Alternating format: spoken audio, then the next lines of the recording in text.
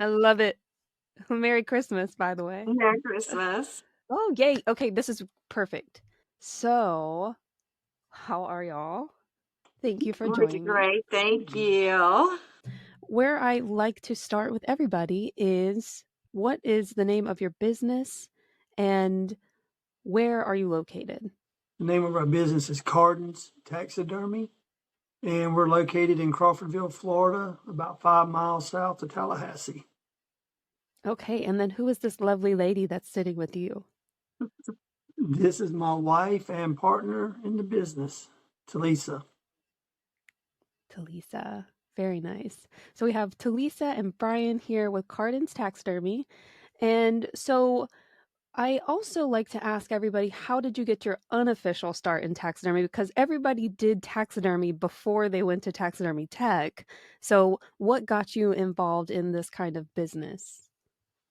I went and had a deer mounted probably 17, 18 years ago. And I was in the shop and I was just looking around and it just really inspired me. And I told myself, this is something I can do and learn. And that's what inspired me to get into taxidermy. Nice. Okay, and then Talisa, what do you think about all this business? How are you feeling about it, and what got you involved in it? I love it. I'm a country girl. I hunt and fish, and when I met Brian several years ago and would go out to his shop to watch him do it, I was very intrigued and thought it was very, very interesting.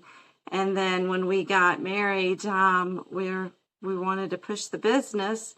And so I'm at this point right now doing all of the media and the advertising and trying to get his business out there, the name out there. And eventually, I want to go to take classes and be right there beside him, working on all the different animals and mounts. Ooh, that's exciting. Okay, this is very good news. So, Brian, what led you to go into taxidermy tech? What led you to finally investing in a course for taxidermy? I did a lot of research on the computer and then started calling the schools.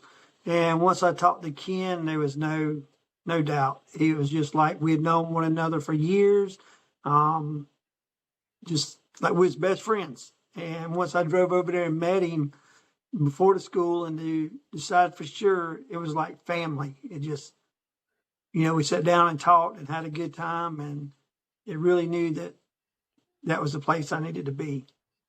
What courses did you take at taxidermy tech then? Because I know you've taken a couple at taxidermy tech. Yeah, taking deer, duck, and small game, bobcats, Okay. coyotes. Yeah, the predator course. Okay. So Yes. then what was that experience like for you going to taxidermy tech?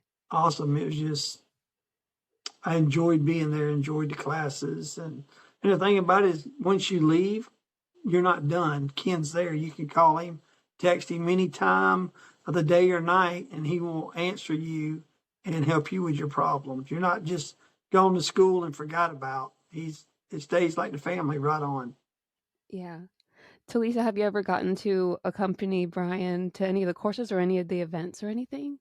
I did in the beginning of this year. We went and they did an introductory or like a refresher.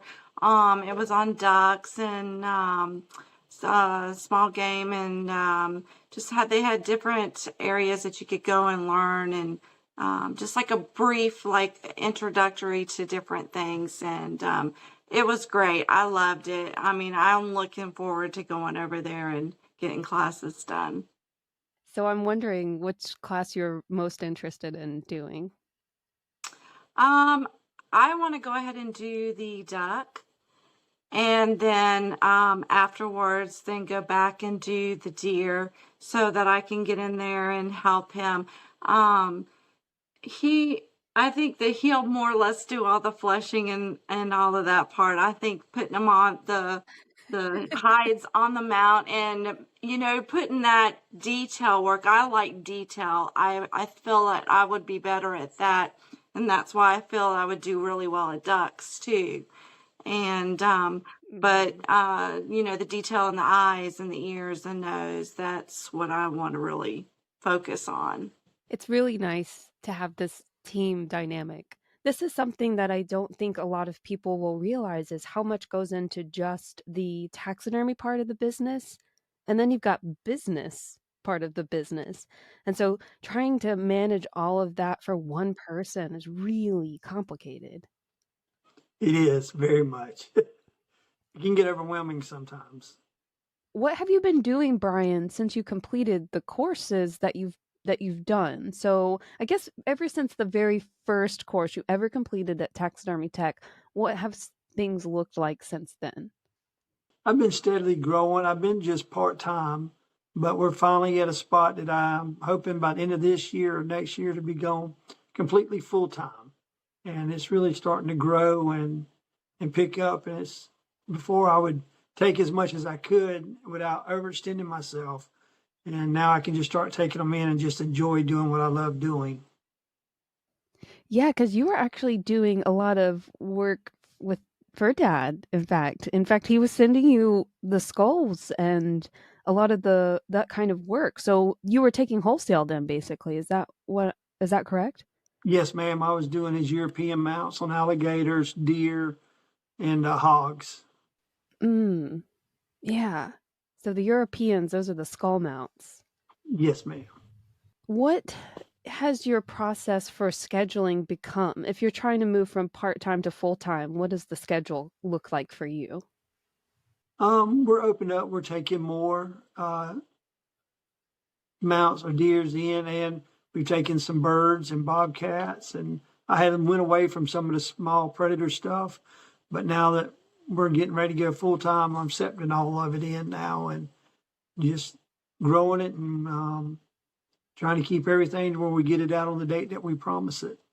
Okay, so then y'all are taking in as much as you can. Correct.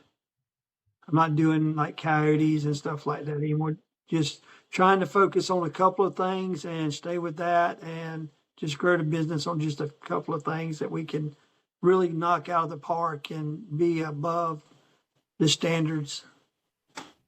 Mhm. Yeah, I see what you're saying. Really focused in on one thing and getting really showing premium work on that one or those few types of animals instead of trying to be able to do everything.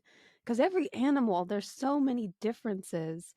Taxidermy isn't just taxidermy across the board. There's so many different things you do with different animals, right?